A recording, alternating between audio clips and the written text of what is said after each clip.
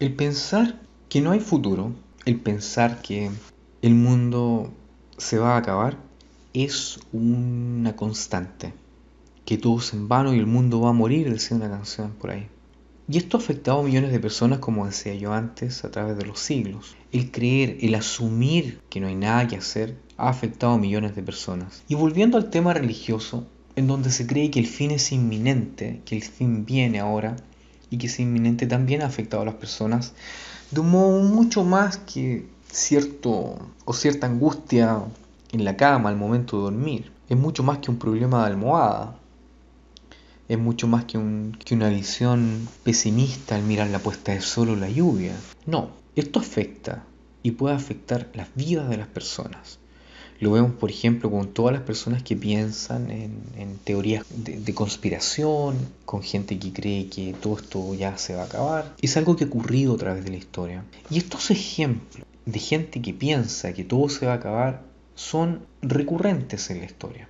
Creo que tengo pocos ejemplos que sean tan gráficos de lo que ha ocurrido a través de los siglos como el que le acaeció a la comunidad religiosa que vivía en Qumran en el siglo I. Hablamos un poco de ellos antes. Estos eran la comunidad de los esenios. Los esenios eran una secta judía. Los esenios veían, como todo grupo sectario, que los demás estaban mal. Ellos veían que los celotes, que los saduceos, que los fariseos se habían pervertido, que no seguían la ley de Dios, tal como aparecía en las santas escrituras, en las leyes santas de Yahvé. Ellos decían que ellos tenían una completa perversión, amor al dinero, habían sido, qué sé yo, inicuos, etc. Los esenios tenían un estricto código moral de celibato, de abstinencia de alcohol, hacían penitencia, ayuno, ejercicios, estudiaban de modo muy riguroso las escrituras y practicaban la piedad lo mejor que podían, aplicaban la ley a rajatabla. Al mismo tiempo se excluían de otros congéneres judíos a los cuales miraban en menos porque no practicaban la ley como ellos la interpretaban y que según ellos era la única interpretación correcta, sino que también consideraban a todo lo que tenía que ver con el helenismo como un cáncer moral. Recordemos, Alejandro Magno conquistó todo el mundo antiguo y le dio, qué sé yo, la base del Imperio Romano para transformar al mundo antiguo en una sola civilización. Ellos consideraban ese movimiento, el helenismo, un cáncer moral.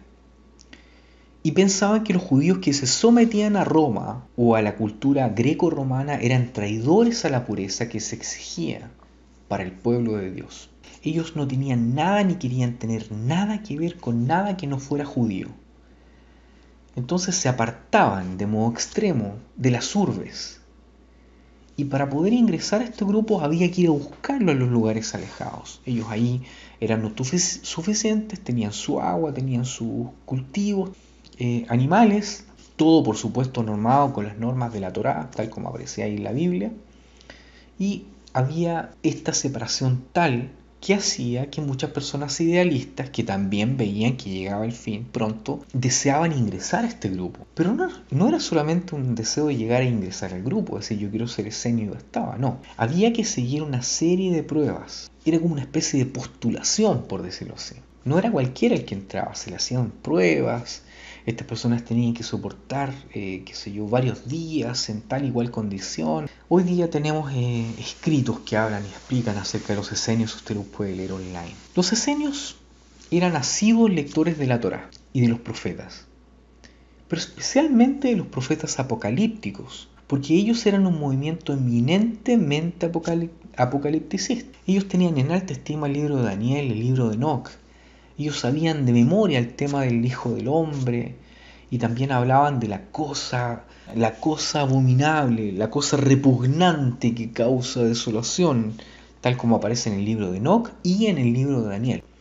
Hoy día la mayoría de los eruditos combina en pensar, o más bien conviene en pensar, que esto se refiere a cuando se profanó el templo por el rey Antíoco IV Epífanes, un rey seleucida que venía de la dinastía de Seleuco Nícator, uno de los 4 generales de Alejandro Magno, que tomó el control de Siria. Bueno, este rey, más o menos en el año 160, 170 antes de Cristo, intentó profanar el templo, de hecho lo profanó.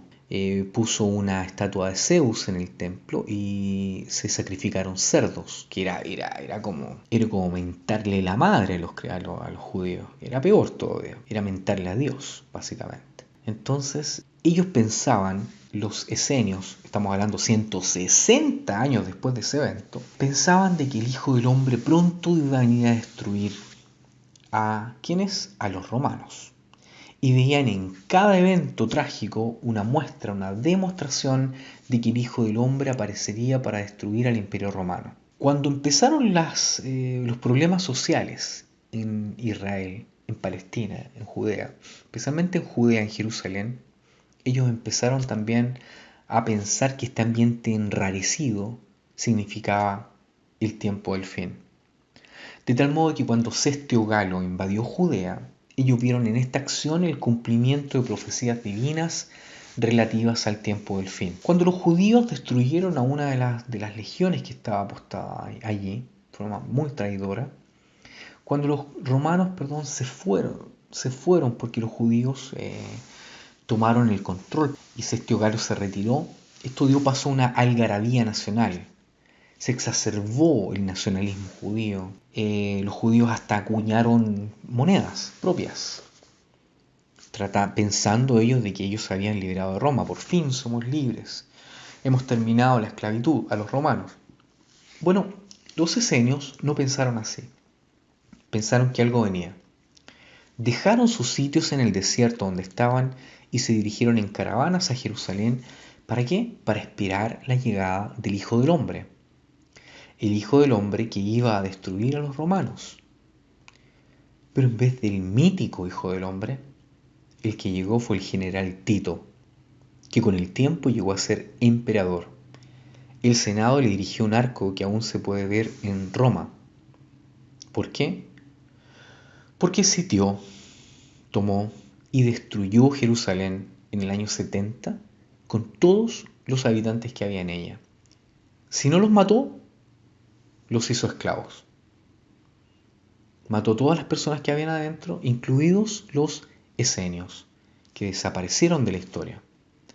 Desaparecieron hasta que fueron descubiertos los rollos del Mar Muerto y con ellos mucha también escritura, información respecto de esto a fines de la década del 40 del siglo pasado. Pero póngase usted a pensar en esto. ¿Por qué le pasó esto a los esenios? ¿Por qué pasaron de la historia? ¿Por qué fueron asesinados por los romanos?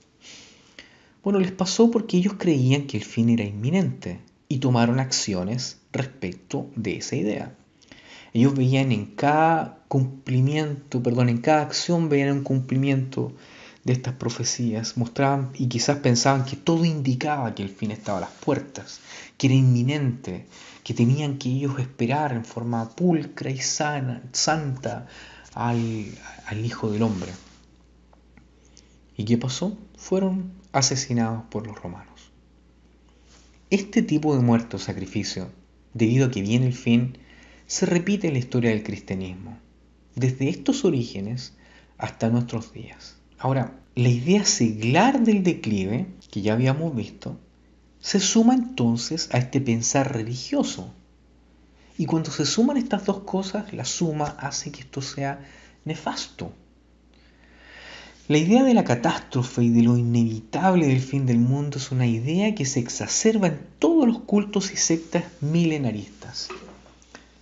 El milenarismo es un movimiento apocalíptico también, pero muy particular. Ha estado presente en la historia antes de la llegada del año 1000 de nuestra era, pero surge con renovadas fuerzas en las últimas décadas del siglo XIX en Estados Unidos y Europa, especialmente en Inglaterra. En la década de 1870 se ve y se marca el comienzo de distintos cultos o sectas que hoy día vemos y que conocemos como religiones establecidas hace más de un siglo. Y aunque en la historia es nada, es muy poco, estas sectas todavía se mantienen en pie. entre los que podemos contar, por ejemplo, como los Testigos de Jehová, Adventistas del Séptimo Día, los Mormones, por mencionar solo tres de una extensa lista de movimientos milenarios que han surgido y que están ahora hoy día presentes. Todos ellos tienen la idea nuevamente de este tema del milenio. El milenio, ¿qué es lo que es? Es un periodo, como bien dice la palabra, de 1000 años, en donde, tomado el libro de Apocalipsis, se dice que Jesús va a reinar sobre la tierra y transformará la tierra en un paraíso. Pero antes de que este tiempo venga, tiene que haber una destrucción completa y total de todo el sistema de cosas actual o el mundo en el que estamos viviendo. Es decir, toda la sociedad, tal y cual la conocemos hoy en día, va a ser destruida. Bueno, en realidad, tal como se conocía desde 1870 hasta esta parte, va a ser destruida. Sin ir a temas contingentes de nuevas sectas del siglo XX o XXI, vamos a hablar de cómo los testigos de Jehová como grupo han sido afectados de modo sinérgico con estas dos corrientes de pensamiento, es decir, la idea subconsciente y seglar de decadencia y la idea religiosa y de interpretación bíblica milenaria del fin inminente. ¿Qué es lo que pasa cuando se juntan estas dos? Crea como resultado un grupo de personas en donde creen de modo absoluto de que el fin llega mañana. ¿Qué me ha motivado a mí a hacer esta serie de conversaciones? Bueno, fueron eventos críticos de hace unas semanas atrás. El huracán María, que tristemente azotó la isla de Puerto Rico, en donde las personas están esperando una ayuda, muchas personas han muerto y sufrido. Les mando un tremendo saludo. Terremoto en México, la amenaza de guerra nuclear por dos payasos con acceso al botón atómico, me han motivado a hacer este tema. Estos eventos lo único que hacen es echar gasolina a una idea que es de naturaleza incendiaria. Yo realmente siento y pienso que los testigos de Jehová sinceros y también muchos ex testigos nuevos están con una alta ansiedad, para qué no decir con franca paranoia, yo pienso. Yo pienso que es así porque me acuerdo cuando fue la caída de las Torres Gemelas en Nueva York. Yo estaba alejándome en ese tiempo de la congregación y un amigo mío llegó a mi casa y me dijo, advirtiéndome, uno de los pocos que fue de hecho, me dijo, por favor vuelva a reuniones, porque ahora sí que viene el fin. Lo acaba de decir el superintendente de circuito en la visita y dice que este domingo va a haber un discurso que va a ser realmente esclarecedor hablando del tiempo del fin. El cuento de siempre. Yo lo miré muy triste y le dije, mira, me da mucha pena lo que pasó, me parte el corazón ver tanto dolor, tanta muerte estúpida, tanta muerte inocente, sin justificación. Pero ¿sabes qué, amigo? El mundo no se va a acabar. ¿Por qué yo le dije eso con tanta convicción, con tanta seguridad? Es porque yo estaba al tanto de todo lo que he mencionado aquí. Es decir, una de las primeras cosas que yo hice después de salir de la secta fue leer sin restricción todos temas que no eran libros de la secta. Y lo que yo pude hacer es poder tomar libros de historia y darme cuenta que la noción de la inminencia del fin era solamente un asunto, una noción o idea cultural y nada más. Aprendí, por ejemplo, que el tema de la caída de Roma ha influenciado mucho el pensamiento de la caída de la civilización occidental de Europa, de Estados Unidos, de Inglaterra, etc. Debido a un libro que se llamaba Auge y Caída del Imperio Romano, que ha influido hasta el día de hoy, con la noción de que Roma cayó. Sin embargo, hoy día hay muchos pensadores que no opinan igual. Piensan que Roma no cayó, sino que se transformó. Y como habíamos visto, se pudo transformar en una organización o un imperio que también ha sido grande, que es el imperio de la Iglesia Católica. Bueno o malo, Roma todavía sigue presente, no ha sido destruida Roma. Ahí está. La podemos ver cada vez que viene un Pontifex Maximus a visitarnos. La idea de el fin religioso y secular está concentrada, explotada, exacerbada, entregada de modo incesante y constante y también sistemático dentro de la congregación de los testigos de Jehová, porque tiene el claro objetivo de manipular la visión del mundo. Los testigos de Jehová tienen una sola visión del mundo, la idea de que el mundo se va a destruir, la idea de que no hay posibilidad alguna de que todo esto se va a acabar. La secta de los testigos de Jehová, al manejar información, al seleccionar solamente noticias que son negativas, al poder manipular información bíblica o textos bíblicos, dar interpretaciones antojadizas de que tal o cual cosa que ellos han hecho han cumplido profecías, como la ridiculez de que la asamblea de Cedar Point, Ohio cumplió una trompeta de no sé qué apocalipsis, pura estupidez. Cuando esta gente hace esto, lo único que están haciendo es inyectar pesimismo respecto al futuro. Pesimismo a la vena. ¿Esto qué es lo que pasa? ¿Qué es lo que logra? Logra desarrollar una condición mental en los testigos de Jehová. Es una condición mental, es una actitud de vida. Es la inmediatez del fin.